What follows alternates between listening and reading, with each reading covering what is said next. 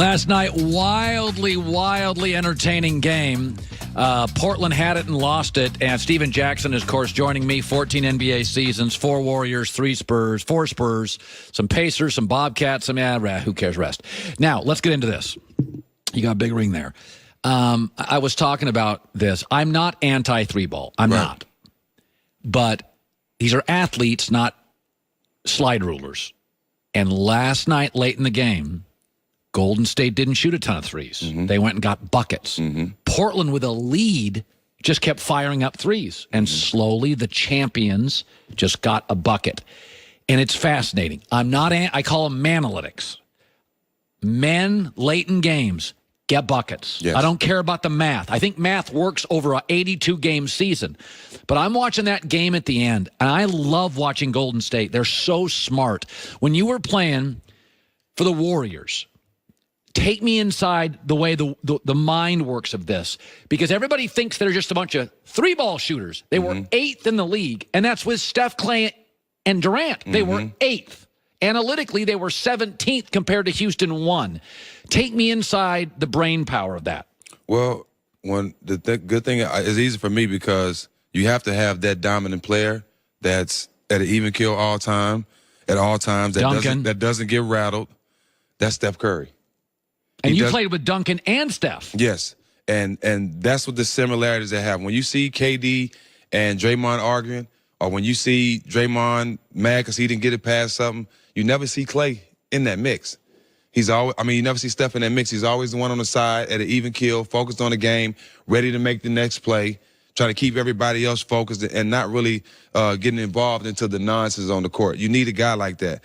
Now, it's very few teams that have a player and the MVP, when you lose a guy like KD, that he can fill KD's role and still play his own role. Without KD in the game, Steph has become the closer. So he's closing now. He's not only making big shots, but he's closing the game. And he's also making plays as we look at now. He's made plays to win games. No team has a player that can be that guy when KD's off the court or be that guy when KD's on the court. Now, let me say this, too. Steph has more in his game than James Harden. James is a great scorer. He can't shoot mid-range. Steph can shoot mid-range. He can shoot threes. He can make plays. He can do it all. And people don't give Steph his props like he's not top 4, top 5 player in the league. After these last 2 games, I think people should start switching to see why people praise him like they do. So Daryl Morey was talking about James Harden, calling him the best player in the game when you have one of the top 2 players. And my takeaway is you can knock a lot of guys out in the boxing game. Got to have a belt at least once, right, or you're not in the conversation. Right. You're just one of those guys that won an MVP, one of those guys that knock people out. Right. You can have the biggest, pay-per-view numbers can be through. If you don't hold a belt at some point, you're not in the conversation with Muhammad Ali. Right. You're just... This is one thing about players, okay? And I'm gonna make a lot of people understand this. Everybody in the NBA makes money. Everybody has the same cars, same jewelry, same clothes, same everything, same house, it's just in a different state. It's just built by a different guy. Everybody has the same jewelry, it's just from a different jeweler, right? What separates you is being the best in the world, because everybody can't say that. So for James, you're going to be a great scorer. You're going to be somebody that's dominated regular season, but you're not going to be one of the best players because you're not winning. The best players to me in this league, Steph Curry, KD, LeBron, Kawhi. These guys are champions. LeBron went to the finals 8 straight times. That's being great. That's being one of the best. So players, the best reward is to be able to say at the end of the season that I was the best in the world. And until you do that, then the players don't look at you the same. If Charles Barkley wasn't so funny on television, because Charles Barkley to me is one of the greatest players I've ever seen. He could score low. Yep. He could score outside. He could score in transition. There's about 7 guys in league history that could do that. He's what Zion should look to be. Yeah, no, Charles was amazing. But if he wasn't great on TV and just golf now, we would never talk about Charles Barkley. I agree. And by the way, that's the Harden. And Harden's not going to be as great on TV as Barkley.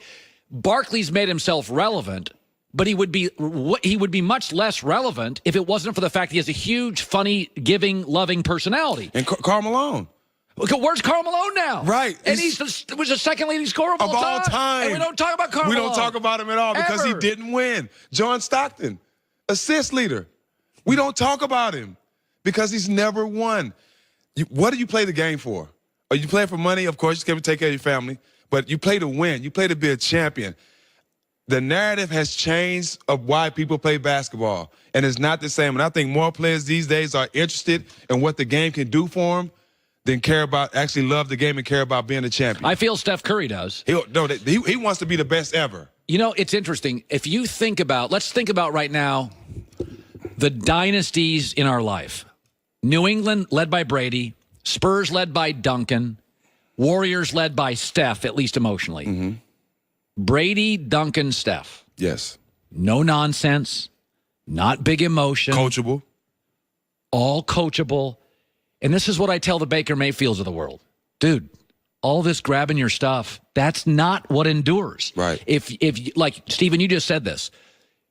When the fit hits the shan, when everything's going sideways, when Draymond's fighting, Duncan, Brady, Steph, they're like Russell Wilson's got this in Seattle. Yes. The cooler. Yes. They just bring the temperature in the room down. Like, I don't think players get. Because, by the way, I want Draymond on my team. I need a fighter. But see, guys like me and Draymond, we know we're not Tim Duncan and Steph Curry. We're not even trying to be that.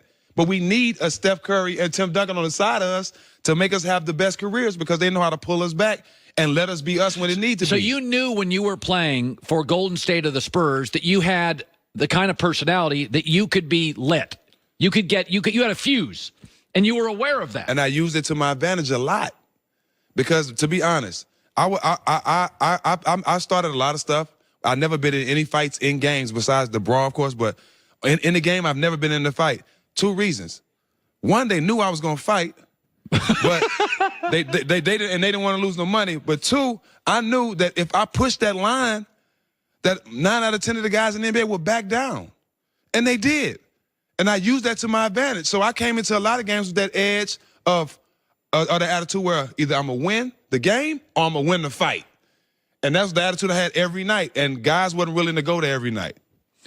By the way, there's a lot of rumors, KD and Kyrie and Kawhi, and it's just ridiculous, right? It's fun. I mean, I love it. It's a soap opera.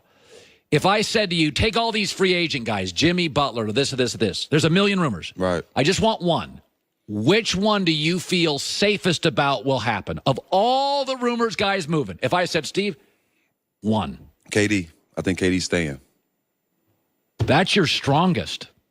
Even after what you're watching right now? I think KD's staying. KD's not bothered that they're winning. You don't think so? The Game 6, you see he posted the picture celebrating at home. He didn't have to post that. If he was bitter, he wouldn't have posted that. Game 2 against Portland.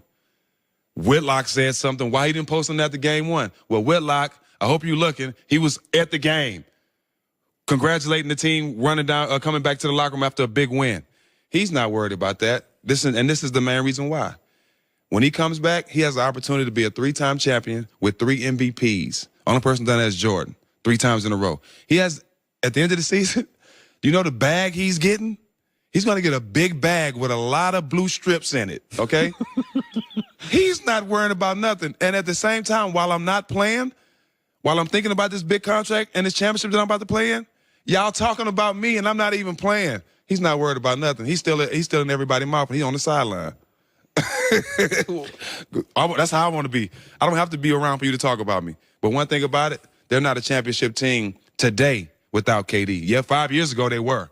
But this is the same team that was up 3-1 and lost to LeBron. Well, this team also didn't have the bench. I think short term, I said this earlier, you could argue they're more fun and they cut and pass better. Yes. But over time, when you have the world's best chef. You need that big dog.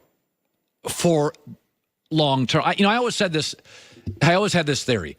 I'm not smart, but I'm smart enough. You could put me, I could run Apple, the company. You first team common sense. We both on first team all common sense. We are. Yes. Okay, I am the shooting guard. You're the power. No, you're the 3 guard. Yeah, I'm a 3. You get fights. I just skate around. I got you back. Okay, so I'm smart enough. You could put me into a company, and I could run it for 6 weeks.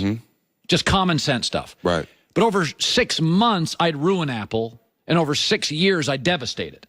Is that you can win 6 games without KD. Yes. And for 6 weeks, you can bail water.